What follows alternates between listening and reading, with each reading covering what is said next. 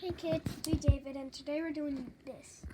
Top 10 curse words I'm your host Iman Hassan, and welcome back to another video here at Most Amazing Top 10. So let's face it, people are superstitious about a lot of things. Stepping on cracks in the pavement, breaking glass, black cats, and words. There are many words that people avoid saying for a lot of reasons. Either they think saying it will give them bad luck, the word's been known to cause destruction around them, or they believe it's cursed. And those are all valid reasons to not want to say a word. But what words should we be avoiding at all costs? Let's find out. This is the top 10 curse words that you should never say.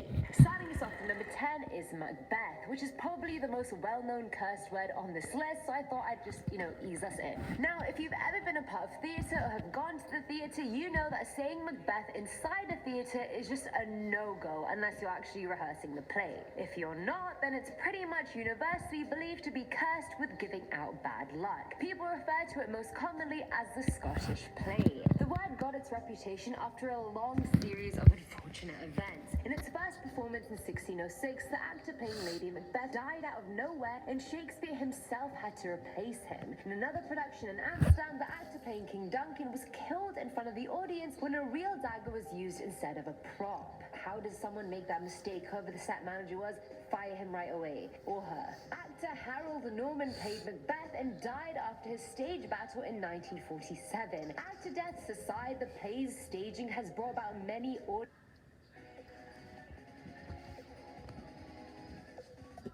The Divi Cyber Monday audience riots as well. Now, I've done theatre since I was 6. I did drama at university as well, and I've never seen an audience riot, so that's something. Many believe Shakespeare cursed the play himself by using real spells in the Three Witches dialogue. Skeptics, however, have disagreed, claiming the play has been staged over 400 times. Of course accidents are going to happen. I mean, accidents are forgivable, that's completely fine, but 3 actors dying in the same play, that's more than an accident, don't you think? Coming in at number 9 is you're dying. If there's one word doctors avoid saying like it's the plague, it's dying. In a study done a few years ago, it was found that with patients who were dying, only 11% of doctors actually told them about the possibility of them dying. It's always euphemisms like treatment isn't going our way or the patient is failing to thrive, and neither of those point to death. Take Nora, a journalist for the LA Times, for example. Her husband was diagnosed with an inoperable brain tumor, yet none of his doctors told him he was going to die. 2 days prior, all the specialists were talking optimistically about buying him more time, and then like that, it was treatment isn't going our way.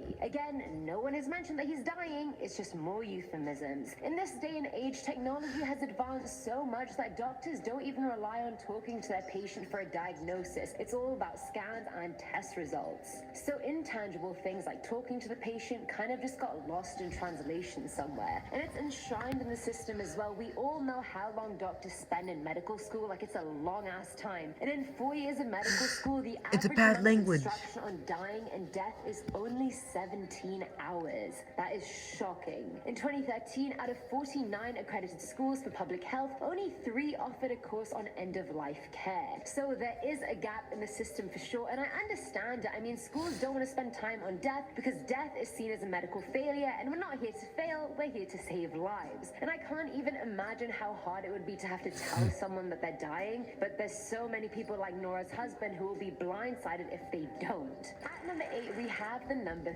13. At least 10% of the US population has a fear of the number 13. Fear of Friday the 13th results in losses of over $800 million annually because people avoid traveling, getting married, or even working that day. There's so many apartment buildings I've been to here in Toronto, and a lot of them don't have a 13th floor, and I actually found out that 80% of high-rise buildings in the US also don't have a 13th floor either. But where did this fear of the number 13 even come from? Some say it's due to the Code of Hammurabi, one of the oldest legal documents in the world, because it left out a 13th law from its list, when really the omission was just human error from the translator. Others believe it's because mathematicians and scientists always put such an emphasis emphasis on the number 12. It was the perfect number in the ancient world. That's why our calendars have 12 months. One day is 2 12-hour halves. So because of having to follow the perfect number, people find 13 to be lacking.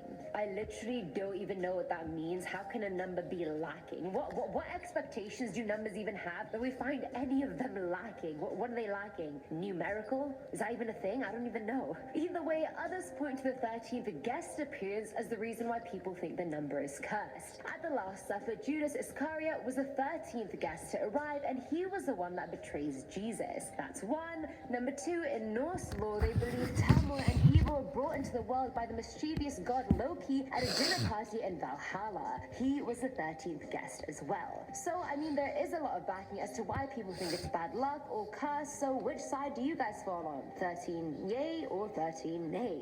Filling our number 7 slot is he who should not be named. We all know what the word is that I'm not saying, but why was it such a thing to not say the word? Well, Voldemort was the most powerful dark wizard of all time. Despite being defeated by Harry Potter, he still had a huge loyal following of Death Eaters that seemed to always just be around. On top of that, many believed he wasn't even gone for good. Wizards like Dumbledore believed he was still alive in some form and would try and return he did. Plot twist, spoiler alert. And being the biggest dark wizard, people were terrified of him. Even his memory scared people. So wizards and witches alike just felt safer not saying his name. They used to not say it when he was at the peak of his power to feel safer, and that just continued even after the whole Harry Potter debacle. And it's like the old saying goes, you know, speak of the devil and he doth appear. I feel like the same sentiments were shared about Voldemort, which is why no one ever said his name. And I know this isn't part of the real world, but as a Potterhead, I just had to include it. It was just my duty. Just let it go, guys. Now at number 6 is the number 39. I feel like at this point people are more scared of numbers than they are of words, which I don't get, but here we go. But anyway, in Afghanistan, the number 39 has a very bad reputation. It's like a badge of shame almost. The number was said to have been associated with a pimp that lived in Herat. He was called 39 because his car's registration plate and his apartment number had 39 in it. The number also translates to Morda Gao, which means dead cow in Dari, but it's also a really popular slang term for a pimp. But as this pimp came into the limelight, locals started linking the number 39 to pimping and prostitution and wanted nothing to... Okay, kids, that's it for today. I hope you like, subscribe, hit the notification button, and I'll see you next time. Bye-bye.